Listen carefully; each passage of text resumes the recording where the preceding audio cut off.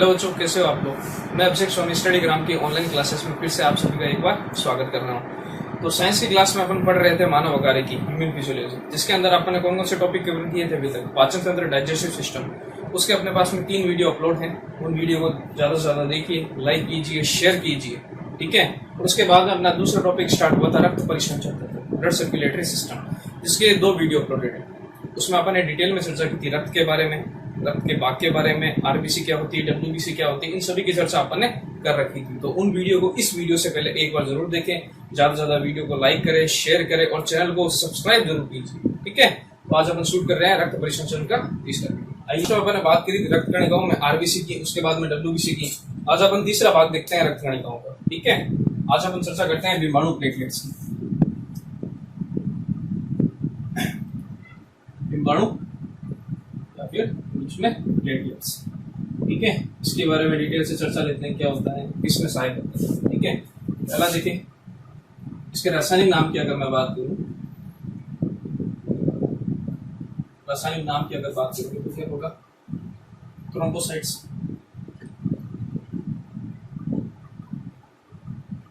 रासायनिक नाम होगा इसका थ्रोम्बोसाइट्स। खोज की अगर मैं बात करूंगा, खोज किसने की, विलियम ओस्लर। विलियम ओस्लर ने इसकी खोज की, ठीक है। मानव शरीर में इसकी संख्या की अगर मैं बात करूंगा तो लगभग कितना होगा, संख्या की अगर बात करें तो होगी 2.5 से 4 लाख, ठीक है। अगला पॉइंट, अगर जीवन काल की अगर मैं बात करूं, लाइफ स्पैन की, जीवन काल कितना होता है इनका, लगभग 5 से 7, ठीक है। लाइफ स्पेन जो होता है, जीवन काल कितना होता है, 5 से 7 दिन। फिर से सुन लीजिए, रासायनिक नाम क्या हो जाएगा, थ्रोम्बोसाइट्स। खोज किसने की, विलियम ओस्लर ने। संख्या होती है 2.5 से 4 लाख के करीब होती है, और जीवन काल कितना होता है, 5 से 7 दिन का होता है, ठीक है। अब देखिए, अगला पॉइंट है अपने पास में कार्य। विमाणुओं का जो कार्य क्या होता है, इसका मेनली क्या कार्य होता है, रक्त का जमाने में सहायक। रक्त का जमाने में क्या होता है, सहायक होता है, यानी ब्लड क्लॉटिंग में क्या करता है, सहायता करता है, ठीक है। और उस क्लॉटिंग में इसकी सहायता कौन करता है, प्रोटीन। इसके प्रोटीन होते हैं जो क्या करते हैं, रक्त का थक्का जमाने में क्या करते हैं, इसकी सहायता। कौन कौन से प्रोटीन, मेनली इसमें जो प्रोटीन होता है उसका नाम भी लिख देता हूँ, थ्रोम्बोप्लास्टिन। थ्रोम्बोप्लास्टिन, ठीक है। कार्य क्या होता है, रक्त का थक्का जमाने में प्रोटीन सहायक होता है, कौन सा, थ्रोम्बोप्लास्टिन, ठीक है। एडिशनल फैक्ट की बात करूं, जैसे क्या होता है अपने पास में, इनकी संख्या होती है 2.5 लाख से 4 लाख के करीब होती है, ठीक है। हाई फीवर, तेज बुखार में, जैसे डेंगू हुआ, उसमें क्या होती है, प्लेटलेट्स की जो विमाणुओं की जो संख्या है डिक्रीज होती रहती है, कम होती रहती है, ठीक है। अगर इनकी संख्या 50,000 तक रह जाए, 50,000 तक अगर इनकी संख्या रह जाती है, तो डॉक्टर क्या कर लेता है, एडमिट कर लेता है। डॉक्टर एडमिट होने की सलाह देता है,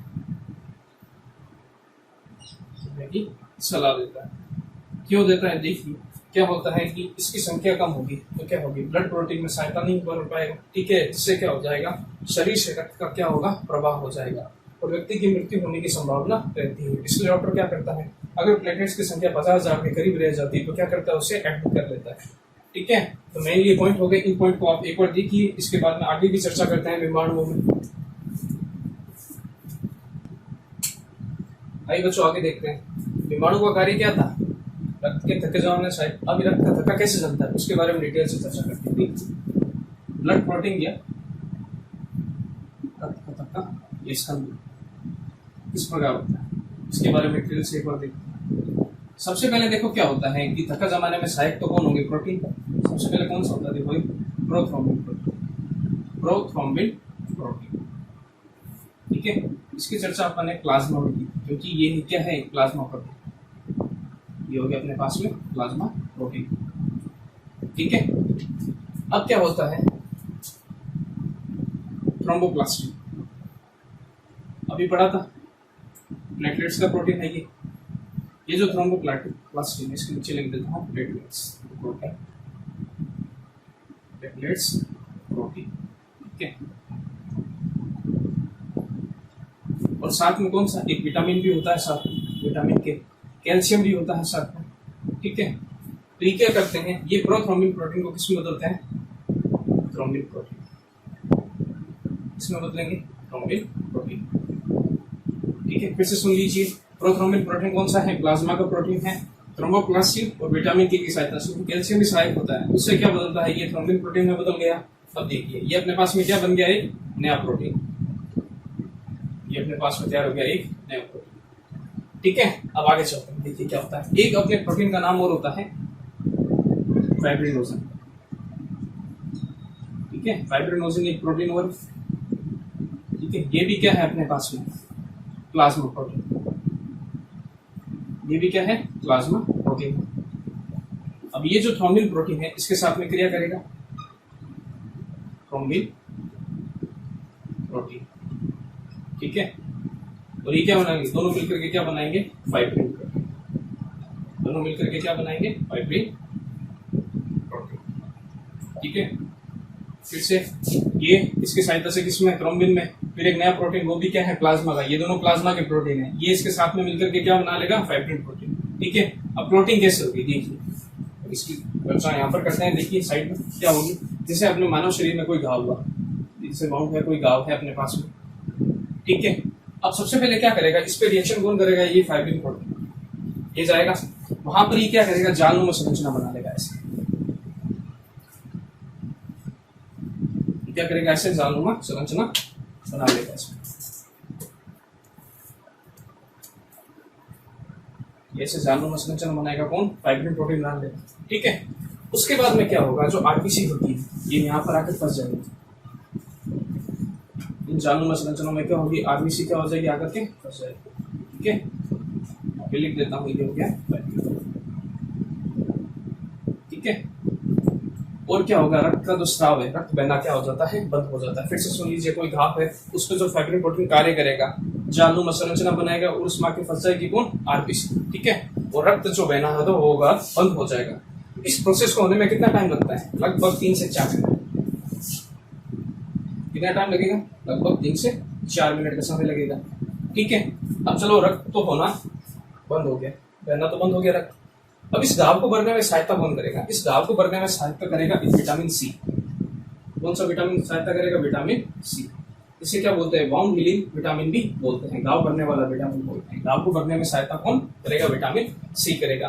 फिर से एक बार जल्दी से सुन लीजिए, ये कोई घाव हुआ, उसमें फाइब्रिन प्रोटीन क्रिया करेगा, उसमें जालनुमा संरचना बना लेगा। ठीक है, और उसमें आरबीसी आकर के फंस जाएगी और रक्त का जो बहाव है वो क्या होना लगेगा? बंद हो जाएगा बहना। ठीक है, और इसको टाइम कितना लगेगा? 3 से 4 मिनट का इसमें टाइम लगेगा। ठीक है, और घाव को भरने में सहायता कौन करेगा? अपने पास में विटामिन सी। अब देखिए, इस पूरे प्रोसेस में सहायता किसने की? घाव को भरने में आरबीसी ने की। ठीक है, प्लाज्मा में ने की, और साथ में किसने की? प्लेटलेट्स ने। तो इन तीनों ने क्या की? सहायता। डब्ल्यूबीसी का इसमें कोई रोल नहीं है। तो रक्त का थक्का जमाने में डब्ल्यूबीसी का कोई भी रोल नहीं होता। एक बार इसको आप जल्दी से देख लीजिए, या इसका स्क्रीनशॉट ले लीजिए। मैं एक बार बोर्ड से साइड हट जाता हूँ। बीमाणु के बारे में पूरी डिटेल में चर्चा ले लिया अपन ने। ठीक है, उसके साथ में रक्त के प्रकारों में अपन रक्त कणिकाओं को कंप्लीट करते हैं। अब अगला टॉपिक है अपने पास में रक्त समूह, ब्लड ग्रुप। ठीक है, रक्त समूह की चर्चा करते हैं अपन।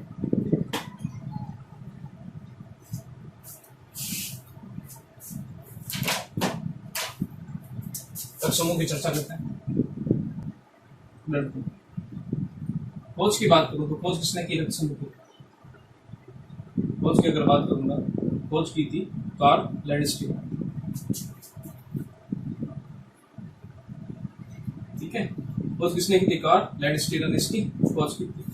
और कार्ल लैंडस्टीनर किसमें खोज की थी? रक्त में ग्लाइकोप्रोटीन की खोज किसकी की थी? रक्त में ग्लाइकोप्रोटीन की खोज की थी।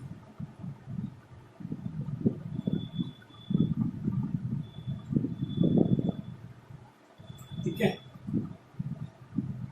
रक्त समूह की खोज की बात करें तो क्या कार्ल लैंडस्टीनर ने की थी, और उन्होंने क्या कहती? रक्त में जो ग्लाइकोप्रोटीन की खोज की थी। अभी ग्लाइकोप्रोटीन खोजा कहाँ गया था? एक तो था प्लाज्मा की सतह पर, और एक था अपने पास में आरबीसी की सतह पर। ठीक है, एक ग्लाइकोप्रोटीन खोज की कहाँ की? प्लाज्मा की सतह पर, और दूसरे की आरबीसी की सतह पर। जो प्लाज्मा की सतह पर खोजे गए उन्होंने तो नाम दिया, वो थी अपने पास में एंटीबॉडी। वो था अपने पास में एंटीबॉडी यानी प्रतिरक्षा। ठीक है, और जो आरबीसी की सतह पर खोजे गए वो थे अपने पास में एंटीजन। प्रतिजन। फिर से सुन लीजिए, रक्त समूह की खोज किसने की थी? कार्ल लैंड स्टीनर ने। इसने खोज की क्या थी? रक्त में ग्लाइकोप्रोटीन की खोज की थी। और इस ग्लाइकोप्रोटीन को खोजा क्या गया था? सरफेस पे। किसकी? एक तो प्लाज्मा की और एक आरबीसी की। इसलिए ग्लाइकोप्रोटीन को क्या कहते हैं? सरफेस वाला प्रोटीन कहते हैं, सतह वाला प्रोटीन भी कहते हैं। अब जो प्लाज्मा की सतह पर खोजा गया था उसको क्या नाम दिया? एंटीबॉडी यानी प्रतिरक्षी। और आरबीसी की सतह पर जो खोजा गया उसको नाम क्या दिया गया? एंटीजन या प्रतिजन। ठीक है। अब एंटीबॉडी का कार्य क्या होता है? इसका कार्य क्या होता है? शरीर को प्रतिरक्षा प्रदान करना, शरीर को प्रतिरक्षा प्रदान करना। ठीक है, ये हो गया इसका कार्य। अब देखिए एंटीजन का क्या कार्य होता है? प्रतिरक्षी यानी एंटीबॉडी निर्माण में सहायक होता है। ये जो प्रतिरक्षी है उसके निर्माण में सहायक कौन होता है अपने पास में? एंटीजन होता है। प्रतिरक्षी है एंटीबॉडी निर्माण में सहायक होता है। ठीक है, ये तो उनके कार्य की बात होगी। अगर अब विशेषता की अगर बात करें तो क्या होती है विशेषता? ये जो अपने पास में एंटीजन होती है वो ब्लड ग्रुप के समान होते हैं, रक्त समूह के समान होते हैं। ये क्या होते हैं? रक्त समूह के समान। ठीक है, और जो एंटीजन को है वो कैपिटल अक्षर में लिखा जाता है, अंग्रेजी के कैपिटल लेटर में लिखा जाता है। इनको कैपिटल लेटर में लिखा जाता है। तो कौन कौन से हुए? ए, बी और ए बी रक्त समूह के समान होते हैं। ठीक है, और इन्हें क्या लिखा जाता है? कैपिटल लेटर में लिखा जाता है, ए, बी और ए बी। ठीक है, अब प्रतिरक्षी की अगर बात करूं तो वो क्या होते हैं? इन्हें स्मॉल लेटर में लिखते हैं, स्मॉल लेटर में लिखते हैं। ठीक है, और ये सिर्फ दो पर होते हैं, एक होता है ए और एक हो गया पास में बी। ठीक है, फिर से सुन लीजिए, प्लाज्मा की सतह पर कौन खोजा गया? एंटीबॉडी। ठीक है, और आरबीसी की सतह पर कौन खोजा गया? एंटीजन।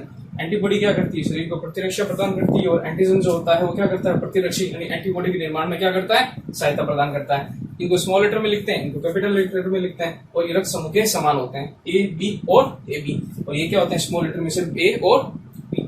ठीक है, अब एक बात सुन लीजिए। ठीक है, अब क्या होता है कि जो एंटीजन होता है वो क्या करता है? एंटीबॉडी निर्माण में सहायक होता है। जो बाहर के जो जीवाणु है, कोई भी कारक होता है जो अपने शरीर में प्रवेश करता है, तो उनसे लड़ने की जो क्षमता होती है वो किसमें होती है? एंटीबॉडी में। यानी उससे लड़ेगा कौन? एंटीबॉडी। और आपने पढ़ी थी डब्ल्यूबीसी के लिम्फोसाइट, लिम्फोसाइट और एंटीबॉडी, ये दोनों मिलकर के बाहर से कोई भी परजीवी आता है जो शरीर में प्रवेश करता है और शरीर को नुकसान पहुंचाता है, उससे लड़ने के लिए कौन तैयार रहते हैं? तो एंटीबॉडी और डब्ल्यूबीसी के लिम्फोसाइट। ठीक है, एक बार इनको देख लीजिए डिटेल में, या स्क्रीनशॉट ले लीजिए। एक बार मैं बोर्ड से हट जाता हूँ, फिर उसके आगे की चर्चा अपन करते हैं। अब बच्चों अपन ने देख लिया विमाणु के बारे में, रक्त समूह की स्टार्ट किए थे अपन के बारे में चर्चा। उसमें अपन ने क्या देख लिया? एंटीबॉडी एंटीजन के बारे में चर्चा कर ली। अब अपन एक टेबल बनाते हैं, उसको जरा गौर से देखिएगा। ठीक है, पहले तो बात करते हैं रक्त समूह की, ब्लड ग्रुप। ठीक है, ब्लड ग्रुप कौन कौन से होते हैं? ए, बी और ओ। अपने पास में 4 प्रकार के क्या हो गए? रक्त समूह यानी ब्लड ग्रुप हो गए। ठीक है, अब लिखते हैं अपन एंटीजन, ये हो जाएगा, या फिर अपन लिखते हैं प्रतिजन, लिख लेते हैं इसको। ठीक है, अब अपन ने थोड़ी देर पहले चर्चा की थी, जो रक्त समूह होता है वो प्रतिजन के बराबर होता है, कैपिटल लेटर में लिखा जाता है प्रतिजन को। ठीक है, तो रक्त समूह ए में प्रतिजन क्या होगा अपने पास में? एंटीजन। इसमें भी क्या होगा? ए ही होगा। रक्त समूह बी में क्या होगा? इसमें भी क्या होगा? बी होगा। ए बी में क्या होगा? ए बी ही होगा। और ओ में कोई प्रतिजन अपने पास में नहीं होगा। ठीक है, आगे चर्चा करते हैं अपन। आगे बात करूं मैं प्रतिरक्षी की, ठीक है, या एंटीबॉडी की, एंटीबॉडी की बात करूंगा या फिर प्रतिरक्षी। अब देखिए क्या होगा, प्रतिरक्षी को किसमें लिखते हैं? स्मॉल लेटर में लिखते हैं, और ये जस्ट रिवर्स हो गए, मतलब उल्टे होंगे। जैसे रक्त समूह अपने पास में ए है तो इसका प्रतिरक्षी क्या होगा? बी होगा, और वो किसमें? स्मॉल लेटर में। ठीक है, ये हो गया बी अपने पास में। रक्त समूह अपने पास में बी, ठीक है, तो इसका जो प्रतिरक्षी होगा वो क्या होगा? स्मॉल लेटर में ए होगा। ठीक है, तो इसे लिख देता हूँ, ये हो गया अपने पास में ए। ठीक है, अब ए बी में कोई भी प्रकार का प्रतिरक्षी अपने पास में नहीं होता, और ओ में किस प्रकार का हो जाएगा? ओ में सभी प्रकार के ए और बी, ये प्रतिरक्षी हो जाएंगे। ठीक है, फिर से सुन लीजिए, इसको सारणी को ढंग से देखिएगा। रक्त समूह लिखे मैंने ए बी और ओ। ठीक है, प्रतिजन या एंटीजन होते हैं रक्त समूह के समान, और कैपिटल लेटर में ए तो ए, बी तो बी, ए बी तो ए बी, और ओ में कोई किसी प्रकार का प्रतिजन नहीं पाया जाता। अब एंटीबॉडी प्रतिरक्षी की बात करो तो क्या होते हैं? स्मॉल लेटर में होते हैं। ठीक है, और जस्ट रिवर्स होते हैं। ए का क्या हो जाएगा? स्मॉल लेटर में बी, बी का क्या होगा स्मॉल लेटर में ए, ए बी में कोई भी प्रतिरक्षी नहीं पाया जाता, ओ का क्या हो जाएगा ए और बी दोनों होंगे। ठीक है, अब देखिए, अब ए बी में क्या है, कोई भी प्रतिरक्षी नहीं है, और प्रतिरक्षी का कार्य क्या होता है, शरीर को प्रतिरक्षा देना। ठीक है, तो क्या होता है, ए बी में कोई प्रतिरक्षी नहीं उपस्थित है, तो इसे किसी भी प्रकार का रक्त दे सकते हैं, यानी ए बी ए रक्त दे सकता है, बी रक्त दे सकता है, ओ, यानी तीनों चारों ये रक्त दे सकते हैं ए बी को। ठीक है, तो ए बी को क्या कहा जाता है, ए बी को कहा जाता है सर्वग्राही, जो मतलब सभी का रक्त ले सके, यूनिवर्सल एक्सेप्टर। वो कौन होता है, सर्वग्राही। कौन होगा अपने पास में, ए बी, क्योंकि इसमें क्या प्रतिरक्षी तो है नहीं, तो ए वाला भी से रक्त दे सकता है, बी वाला भी दे सकता है, ए बी वाला भी दे सकता है और ओ वाला भी। तो सर्वग्राही रक्त समूह किसको बोलते हैं, यहाँ पे लिख देता हूँ आपको, थोड़ा ऊपर लिख देता हूँ, सर्वग्राही रक्त समूह, ये अपने पास में हो जाएगा ए बी।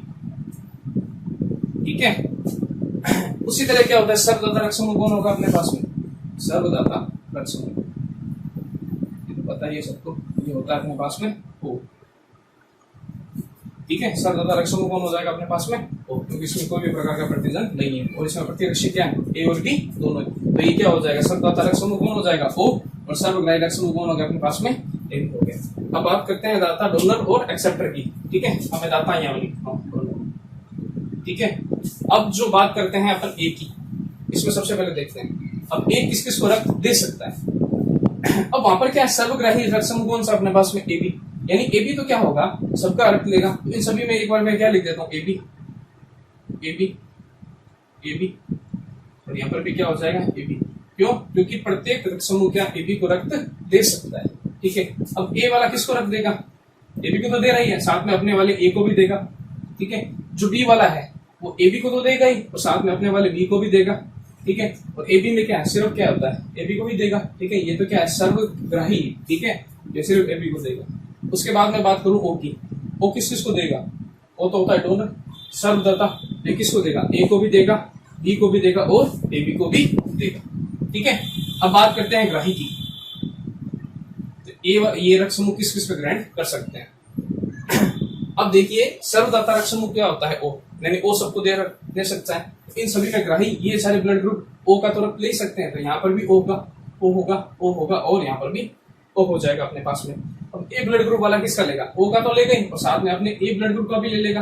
ठीक है, बी रक्त समूह वाला क्या होगा, ओ का तो लेगा ही, साथ में अपने ब्लड ग्रुप बी का भी ले लेगा।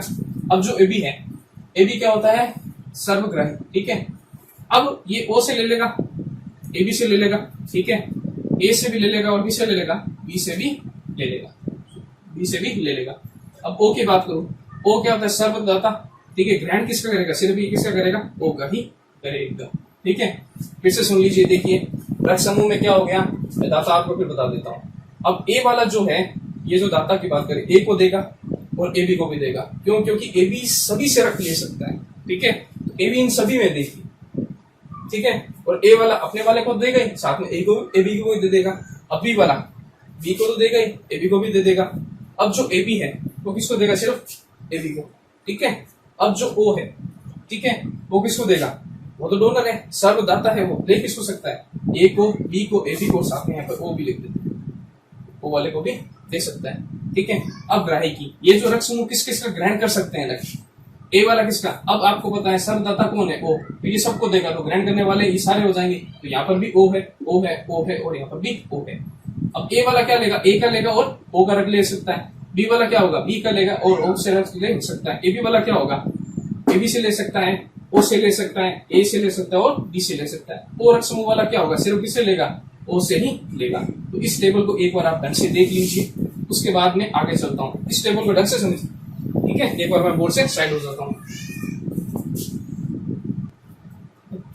बच्चों यहाँ पे दाता की जगह इसमें जो ए बी आपको दिख नहीं रहा होगा, इसको मैं यहाँ लिख देता हूँ, ये ए बी है। ठीक है ना, यूनिवर्सल एक्सेप्टर है, सर्वग्राही। ठीक है ना, ए बी है यहाँ पर। ठीक है, इस टेबल को ढंग से देखिएगा। ठीक है, और इस टेबल के बाद अपन चर्चा करते हैं आगे की। ठीक है, थोड़ी बहुत डिटेल में इसके बारे में और सोचा लगेगा। इस टेबल को आप ढंग से एक बार जरूर देखिएगा। ठीक है,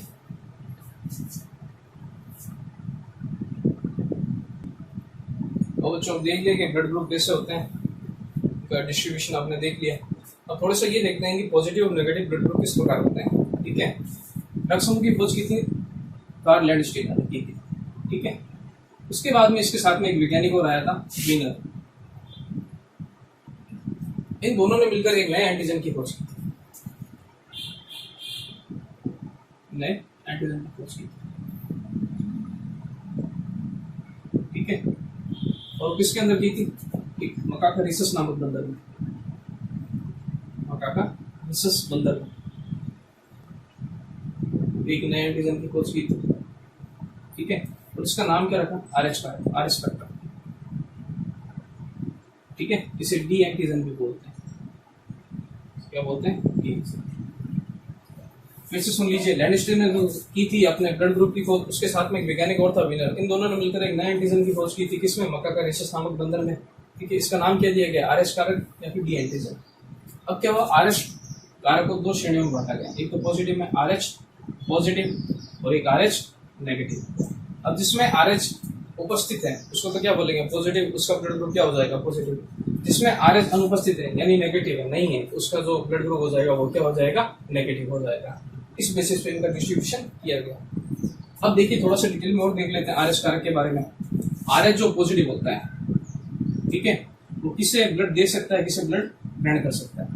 दाता, और यहाँ पर क्या हो गया? ग्राही, ठीक है। और आरएच नेगेटिव को भी देख लेते हैं एक बार, वैसे समझिएगा इसको, दाता और यहाँ पर ग्राही, ठीक है।